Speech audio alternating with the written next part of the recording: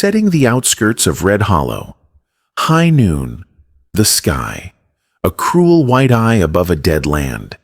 The sun was a blade, cutting down from the heavens, slicing shadows off the saddle horns and wagon wheels. Heat shimmered like ghosts on the distant trail, and the wind carried nothing but the silence of dust and old bones. Then, Dusty stopped. No warning, no snort, no shift of weight. Just a full halt, hooves planted like they'd hit the edge of the world. Jed Rourke, grizzled and bone-weary, tugged the reins.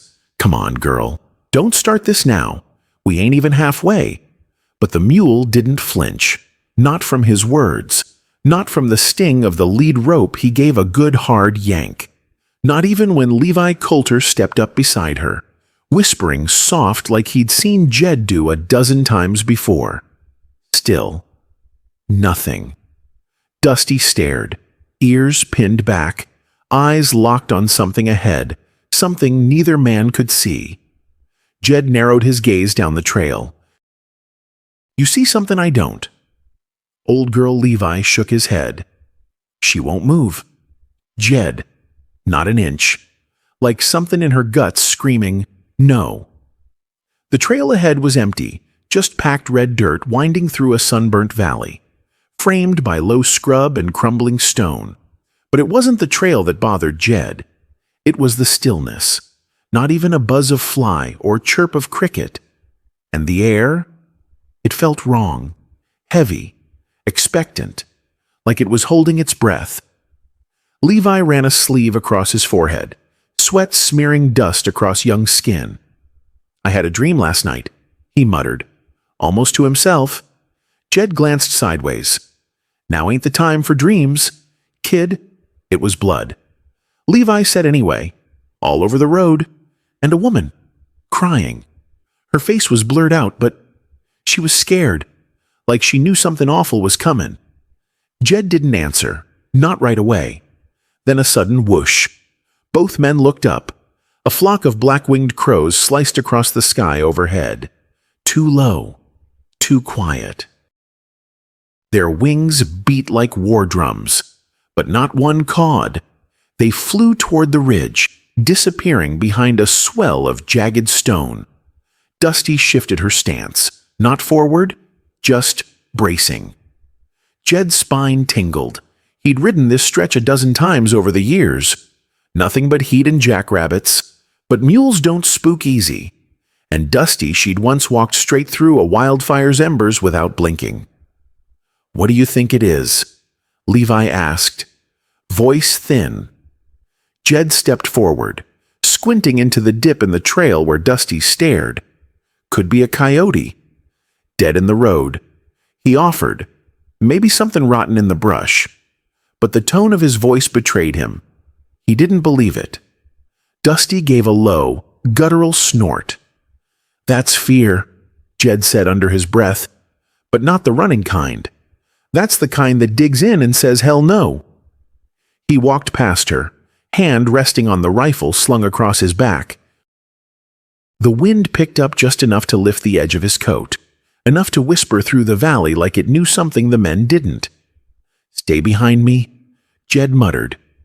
Levi obeyed. They crept toward the dip, the earth beneath their boots too soft, too quiet. Then Jed stopped. There, 20 yards ahead, a patch of soil darker than the rest. Too dark, in land this dry. It should have been cracked, baked, thirsty. But that spot damp, turned, touched. He knelt, scooped a handful of it, loose, fresh. Not fresh like yesterday, fresh like someone had been there. Maybe last night, maybe this morning. He stood slowly. "Go back to the wagon. Bring the spade." Levi didn't move. "Jed, what is it I said move?" His voice didn't rise, but it carried weight. Levi nodded and turned back. Jed stayed there, standing over that patch of cursed dirt, heart pounding, every hair on his arms upright like prairie grass before a storm. Dusty hadn't moved, just watched, unblinking. Jed's mind raced. Could be a buried carcass, maybe some trap left by bandits. Maybe, But something inside him, deep and primal, already knew. Something bad had happened here, and Dusty, bless her stubborn soul, wasn't about to let them walk into it blind. Jed drove the spade into the soil.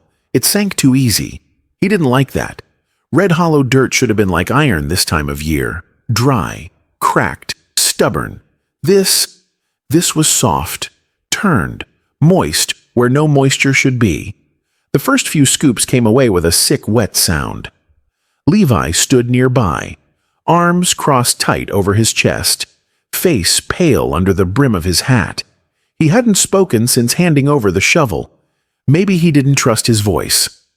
Dusty stood off to the side, unmoving, watching.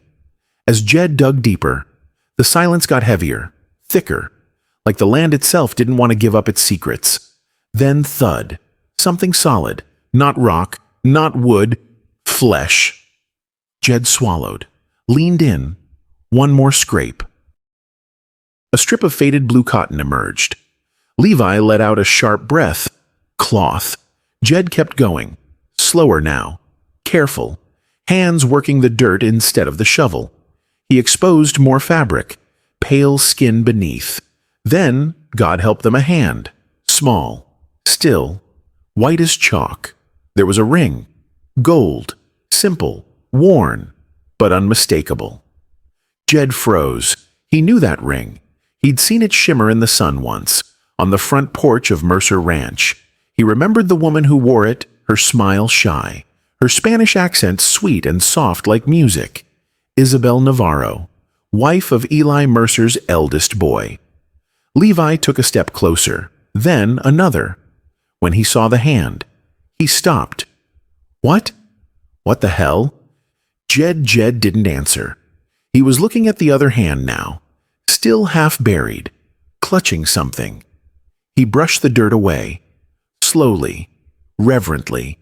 A handkerchief, cream-colored linen, embroidered with a name in blue thread, Lucia, Isabel's sister. Jed felt his throat tighten. Beside the cloth, something else fell loose from the dirt, a scrap of paper, wrinkled, weathered, its edges curled and frayed. It clung to the fabric, almost missed entirely.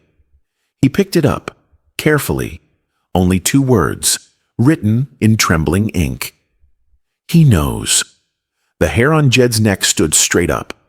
Levi stared, wide-eyed, frozen in place. Are you sure that's... Jed nodded, slow and grim. It's Isabel, no mistake. But she left, that's what they said, ran off with that preacher fella. Town's been talking about it for months. Jed stared at the ring again. Then someone lied. The air felt colder now. The heat hadn't gone, but something deeper had sunk in, a chill that came from beneath the skin. Levi knelt down slowly, his eyes wide and glassy. She was just a kid. He whispered.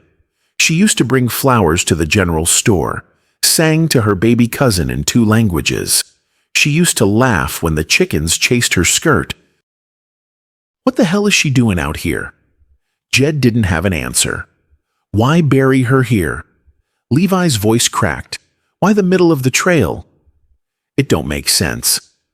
Jed looked down the road, then back at Dusty. She didn't want us stepping over her. He said softly. Dusty knew. Somehow. She knew. Levi looked like he might be sick. You think someone in the Mercer family? Jed held up the note. Someone knew, and someone wanted it quiet. But who, I don't know. Jed said. But we just kicked over a hornet's nest. They sat in silence, the wind sweeping grit across the woman's face. Jed reached into his pack, pulled out a blanket, and gently draped it over her. She deserves better, he muttered. Levi crouched beside him. Jed, this feels wrong. Not just bad wrong, evil wrong. Like the land itself's watchin'. Jed didn't disagree. The sun crept higher, the shadows grew shorter, but the feeling didn't lift. It pressed in, heavy and hateful. What now? Levi asked. We dig her up proper, take her back to town. Jed stared at the note again. He knows. That depends, he said, on who knows, and what they're willing to do to keep it buried. And then the sound of hooves. Behind them. Coming fast. Levi stood so quick he stumbled. Jed didn't turn around. Not yet. He tucked the note into his coat. He placed a hand on his rifle, and he looked Dusty dead in the eye. "Tell me, girl," he whispered. "Is this what you were trying to protect us from, or what you knew was coming?" The sound came fast. Hooves 3 sets pounding the dry earth like war drums, growing louder with every heartbeat. Jed turned, slow and deliberate. His hand never left the rifle slung across his back. From the shimmer of heat and dust, they emerged 3 riders, all dressed in trail-dusted coats, wide hats pulled low.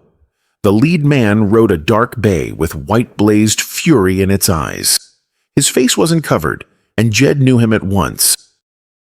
Silas Mercer, lean, pale, and sharp around the edges. He wore the Mercer name like armor, but his eyes, those eyes were hollow, not empty from weakness, empty from choices long since made. Jed didn't speak, didn't need to. Silas spotted the grave first. His reins went tight. The horse beneath him danced sideways, nervous. Silas's eyes dropped to the blanket half covered in dirt, then lifted slowly to meet Jed's. His mouth opened, closed, and then his jaw clenched. "What the hell?" he said, voice low, tight, cracking. "Do you think you're doing on my land?" Jed raised an eyebrow. Didn't know murder made land private? Silas didn't flinch. Behind him, his 2 men spread out without a word, cutting angles, boxing them in. Levi stepped back instinctively. Jed didn't move. "You know what that is, don't you?" Silas asked, nodding toward the grave. Jed nodded. "Isabel Navarro." Silas dismounted, slow, calculated. Dusty growled, not a snort, not a bray. A low, chest-deep warning Jed had never heard from her before. "You should have kept riding." "Rourke," Silas muttered, brushing dust off his coat. "This road don't concern you." Jed's voice dropped. "A buried girl always concerns me. One of the gunmen big, scar-faced." Silence slid a hand toward his belt. Jed saw it, noted it. But he waited, watched. Levi's voice cracked. "We're not looking for trouble. You already found it." Silas cut in.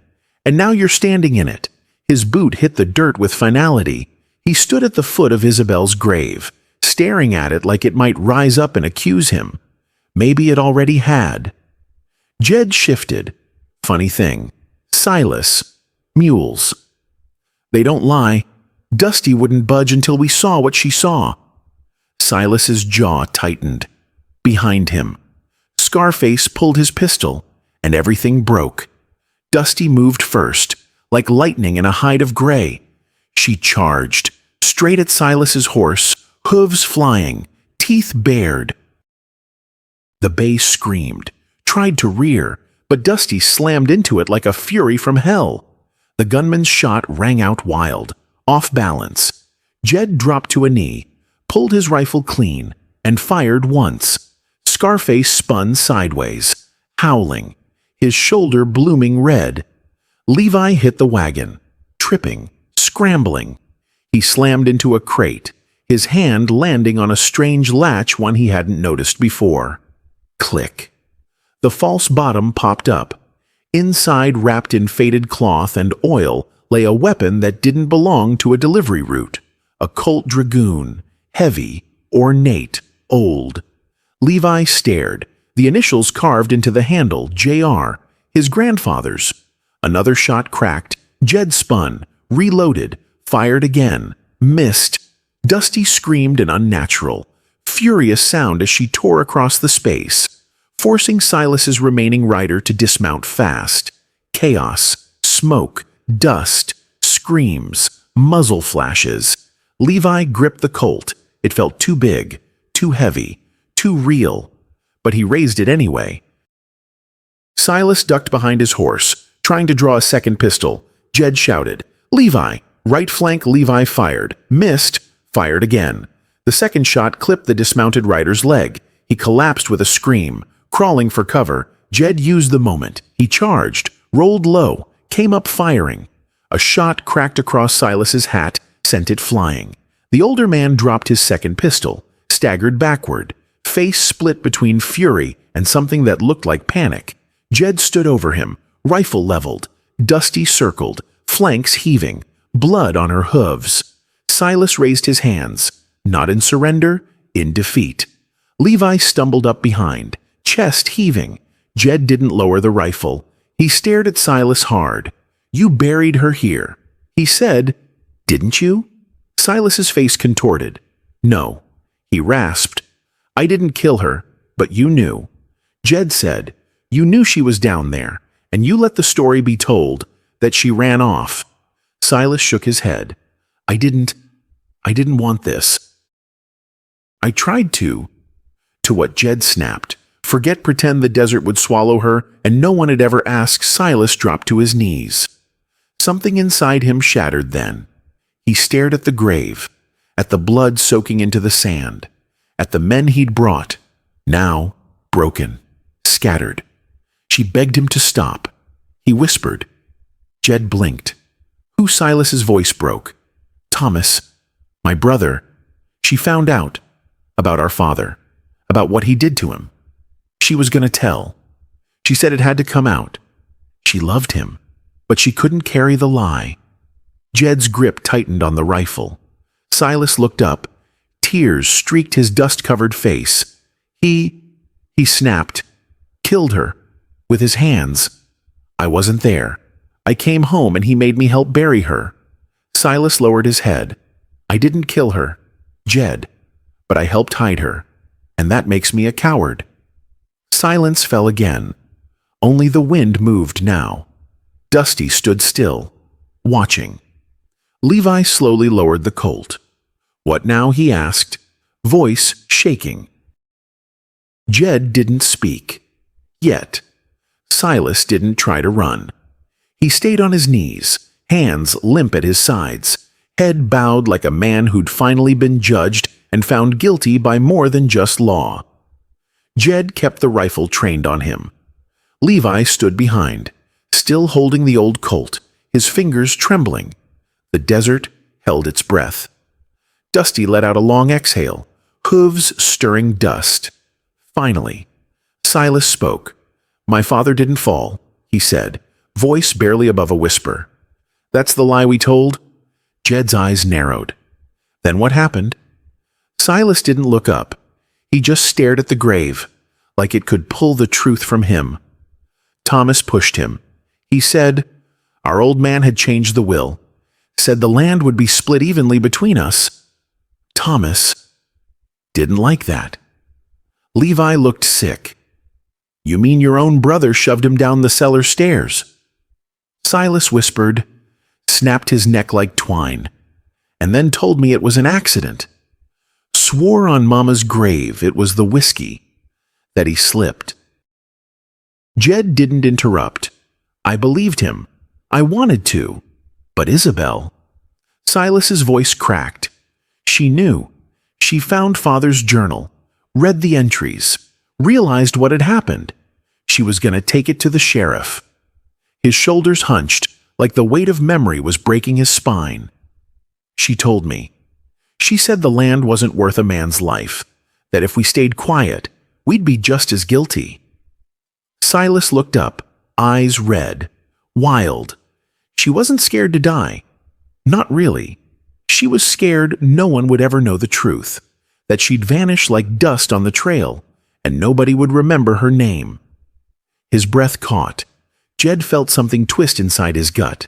She looked at me. Jed. Silas choked out. Right before Thomas. Right before he couldn't say it. Couldn't name it. She looked at me. And she didn't beg. She didn't cry. She just said, don't let them forget me. Silas broke. Right there on the desert floor. He sobbed raw, Guttural, the kind of crying that rips something permanent from a man's soul. Not for pity, not for mercy. Just the weight of guilt finally snapping its chains. Levi dropped the gun to his side, shaken. Jed stared down at the broken man. "You helped him bury her," he said quietly. Silas nodded, chest still heaving. "I couldn't stop him. He threatened me. Said I'd hang too. So I dug." His fingers clawed at the ground. "I put her in that dirt. I covered her with my own hands, and I told myself it was for the family, that keeping the secret meant keeping the legacy. But it wasn't." He looked up again. It was cowardice, plain and ugly. Jed didn't speak, didn't need to. The wind picked up again, stirring Isabel's blanket at the edge, like even the desert was mourning her now. "She was too good for us," Silas said. "Too brave. She believed in right and wrong like it was scripture. I didn't deserve to speak her name." Silence fell. Jed lowered the rifle. "Just a hair." "What happened to Thomas?" he asked. Silas blinked slow. He drank himself hollow. "Couldn't sleep, couldn't eat. 3 months after we buried her." He walked out to the barn with Pa's revolver, left a note that said, "Tell her I'm sorry." Then he pulled the trigger. Levi swore under his breath. Jed looked away. Even Dusty shifted her stance. Uneasy. Silas wiped at his face with a filthy sleeve. "She visits me. You know. In dreams. Never says a word. Just stands there. Looking at me with those eyes. Not angry, not cruel. Just disappointed." His voice broke again, like she's waiting. Jed's jaw clenched. Maybe she was. He said. Levi stepped forward. "Quiet. So what now?" Jed looked down at Silas. "You tell everything. Every name. Every step. You help us dig up every lie you tried to bury. That's how you start to make this right." Silas nodded. He didn't argue. Didn't beg. He just whispered. "She only asked one thing of me. Don't let them forget." Jed touched the brim of his hat. "Then you'd better live long enough to make damn sure they don't." Silas sat slumped against the wagon wheel, wrists bound, eyes hollow. The confession had drained him, but it wasn't done bleeding him dry, not yet. Jed stood over him, arms crossed, rifle slung low. Levi leaned against the wagon, pale, breathing hard. The desert hadn't changed, it still shimmered and buzzed, but everything felt different now. Heavier, haunted. "How many more?" Jed asked. Silas didn't look up. "How many others are out there?" Jed repeated. Sharper now. Silas swallowed. His voice cracked. "2." Levi straightened. "2." Silas nodded slowly. "Malcolm Crane and Lucia." The name hit like a slap. Lucia Navarro. Jed said. Silas nodded again, eyes closed. "Isabel's sister." Levi stepped forward, trembling. Why Silas spoke like a man being peeled alive. Malcolm came asking questions. He was a merchant, passed through Red Hollow regular, heard rumors about Pa's death, started poking around. "Thomas got spooked, so you killed him," Jed said, flat. Silas flinched, poisoned his coffee, buried him west of here, near the standing rocks. And Lucia, Levi asked, "What the hell did she do?" "She came looking," Silas whispered. "Said her mother was sick, wanted Isabel to come home. She didn't believe the preacher's story. Started pushing. Said she'd go to the law." He wiped a shaking hand across his mouth. "I panicked. Hit her with a shovel. It wasn't supposed to happen. She was leaving. I couldn't let her go." Silence, the kind that sucks air from the sky. Levi turned away, fists clenched. A sound broke the stillness. Not wind, not hoofbeats. A low, deliberate crunch of boots on gravel. From the ridge came a lone figure tall, dust-covered, star pinned to his chest. Marshal Amos Tate. Jed let out a breath. "'Bout time." The marshal didn't answer. He looked at the scene, the bound man, the shallow grave, the blood in the dust. His face stayed hard. Stone. One of Silas's hired guns limped toward him, favoring a shot-up leg. "I sent word yesterday. Told you it smelled bad out here." Amos nodded once. "You were right." He looked at Silas. "You ready to tell it all?" Silas didn't answer. He just lowered his head. Jed pointed. "He says Crane's buried west. Lucia's somewhere east." Marshall's jaw tensed. "Let's find him." They started with the rocks. The place looked empty, quiet, just wind and stone and sunburnt scrub. But Silas walked straight to the spot. "Here," he whispered. Jed took the spade. 3 feet down, the ground gave way. Sand crumbled around stained boots. Inside, Malcolm Crane lay curled in a fetal pose. Bones, faded clothes, and around his neck a leather pouch. Jed opened it.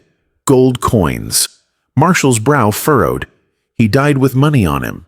Wasn't even a robbery, just silence. Jed said. They reburied him gently. Levi didn't speak. He kept his eyes on Silas. Then they moved east. Silas stopped at a lonely patch of dry grass near a cluster of wind-stunted trees. He pointed. Jed dug. The earth here was crueler, packed, resistant.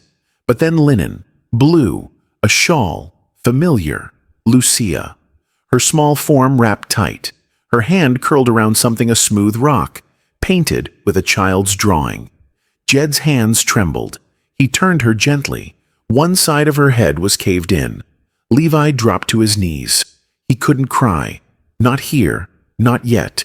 Behind him, a low growl. He turned, a wolf, thin, gray, watching from the edge of the trees.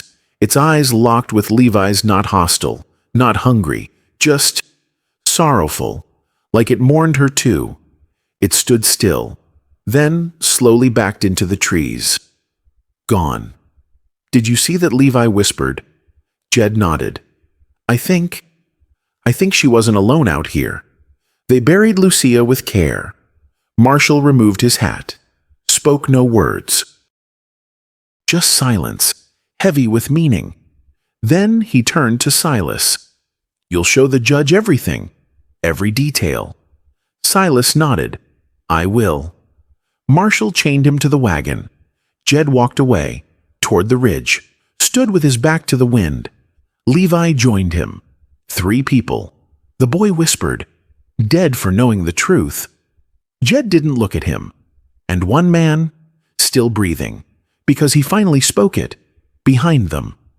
Dusty let out a deep sigh, her eyes fixed on the horizon, where secrets still lay buried under miles of silence. The wind shifted. Something in it changed. Maybe it was the weight of 3 fresh graves. Maybe it was the way Dusty stood now, still and silent, her head bowed as if she understood what had just been unearthed. Or maybe it was Silas Mercer. Jed caught the twitch barely. A flick of the ankle, a slight turn of the boot, too precise, too calm. Then he saw it. Steel, a derringer, tucked into Silas's boot, hidden from view. His hands still bound, but one wrist was bleeding. Working free.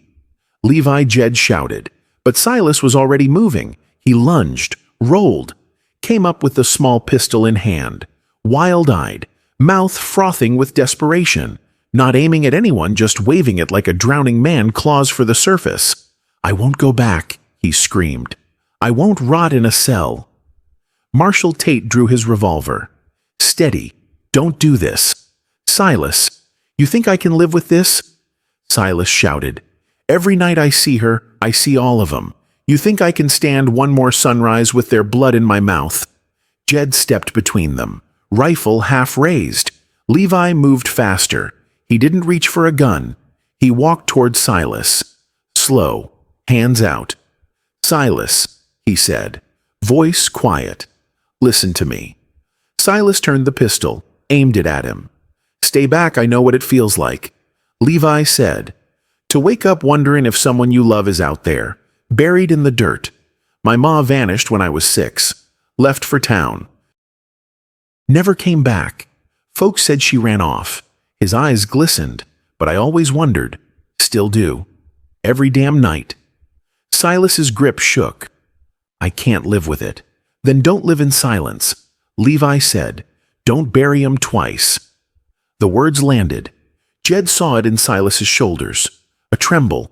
Marshall didn't move. Neither did Jed. Silas lowered the gun, sank to his knees. The weapon dropped beside him. He didn't sob, didn't speak, just sat there, broken. Marshall stepped forward, cuffed him again, tighter this time. You done? He asked. Silas nodded, barely. Marshall glanced at Levi. You got guts, boy? Levi shrugged, just tired of secrets. The marshal holstered his weapon. You said your mother vanished. Yeah, Levi whispered. No answers, no grave. Marshall nodded slowly. Had a case once. Young girl vanished from a mining town up in Red Rock. Everyone said she left her husband. Drank too much. They said, but her sister wouldn't stop looking. Dug for 3 years. What happened? Jed asked. Found her under a chicken coop. Marshall said, man had killed her over money. Buried her like trash. The sister said she only slept sound after that. Not because there was justice, just because there was truth. They all stood quiet a moment. Then Jed broke it. We should mark the graves. All of them. Marshall nodded. Let's give them names again. They went to work, carving names into wood scraps, stacking stones. Malcolm Crane, Lucia Navarro, Isabel Navarro. Each name felt like a prayer. Dusty stayed close, nuzzling the fresh mounds. Jed looked at her. You were right, girl. You kept us from walking over a grave, Levi added softly. Maybe more than one. When the sun dipped low, casting gold across the desert, the last marker stood firm. Marshall loaded Silas onto the wagon. Jed tied the reins. Levi stared out at the graves. They're not alone anymore. Jed nodded. Neither are we. And as they turned the wagon toward town, the wind rose behind them a low, mournful hum through the stones, almost like the land itself was sighing in relief. The gallows behind the courthouse creaked in the wind. It was a quiet morning. Sky pale. Streets emptier than usual. Folks watched from windows but didn't speak. When Marshal Tate brought Silas Mercer up those wooden steps, no one cheered, no one spat, no one shouted. Justice don't need noise. Silas didn't fight the rope. He didn't beg. When asked for last words, he looked to Jed and Levi, standing among the silent crowd. Tell Dusty I'm sorry, he said. Tell her she was right. And tell Isabel. She can rest now. The trapdoor dropped. The rope snapped tight. It was over. 3 days later, 3 coffins were lowered into fresh earth on a grassy rise overlooking Red Hollow. Wooden markers, hand-carved by Jed himself. Isabel Navarro, Lucia Navarro, Malcolm Crane. Marshall paid for the headstones. Levi brought flowers. Jed stood quiet with his hat in hand. Dusty watched from a distance, tail still, ears forward. They weren't buried in secret this time. They weren't forgotten. And something about that felt holy. The weeks that followed, life tried to return. The Henderson Ranch was seized by the state. The house sat empty. Birds nested where lies once lived. Levi used his savings, what little he had, and bought an old wagon frame. Rebuilt it board by board. Jed helped. Dusty pulled the first load. They called it True Trail Freight Co. Folks smiled at the name. Some wept. They remembered. One afternoon, as Levi rode alone through the trail where Isabel had once been buried, he stopped. The wind kicked up. Sand danced in sunlight. And there, just for a second, he saw her. Not fully, not clearly. Just the shimmer of a woman's shape in the dust. Hair dark, dress blue, lips curved in the faintest smile. Then she was gone. But Levi kept looking back, just in case. Jed didn't stop traveling, didn't slow down either, but something in him softened. He told the story to anyone who'd listen, in saloons, around campfires, on porches. He never gave names, just truths. Sometimes he'd point at Dusty and say, "That mule saved us from stepping over silence," and they'd nod, even if they didn't understand. Months passed, then a year, then more, and somewhere in Red Hollow, someone picked up a guitar and started strumming a tune. It wasn't fancy, but it caught on. Dusty's Trail. A ballad about a gray mule, a stubborn trader, and a truth buried too long. It spread. Travelers sang it. Cowboys hummed it. Even kids in schoolyards learned the chorus. And every time that last verse hit, folks went quiet. When the mule refused, the dead were heard, and justice walked with broken word. No badge, no trial, no pistol's flame, just a stubborn heart and a name. One day, years later, someone carved a small statue in Red Hollow Cemetery, just beneath the oak tree that shaded Isabel's grave. It wasn't grand, just a simple figure, a mule, ears forward, hooves planted firm. The plaque read, "For Dusty, who stopped walking so the dead could speak." Jed saw it once before he died. He touched the bronze nose and whispered, "You earned it, girl." Then he tipped his hat and walked away. Levi kept the freight company running, married a woman from Silver Bend, had 2 boys, named one Eli not for the Mercer father, but for the idea that names could be redeemed. Sometimes, on quiet trails, he'd still talk to the wind, tell it stories, thank it for what it gave, and what it took, and on rare nights, if he rode past that spot in the valley where the earth had once been soft, he'd feel a presence, not a ghost, a blessing. Red Hollow changed, but it never forgot. The trail Isabel died on, folks called it Dusty's Crossing. The ridge where Lucia lay Sisters Rise, and that little tune still sung, still sacred. Because in the end, the truth came out, and the desert cruel, vast, and silent made room for justice, even if it arrived on 4 hooves, with a heart full of instinct, and a soul that refused to walk over the forgotten. And if this story found a place in your heart, if Dusty's silent stand meant something to you, don't let it end here. Hit that subscribe button. Partner, join our trail rides through justice, mystery, and the souls that refuse to be forgotten. Every tale has dust, danger, and the kind of truth that changes a man. And the next one? Well, it's waiting just down the next bend in the trail. Click to ride with us. We'll keep a seat on the wagon for you.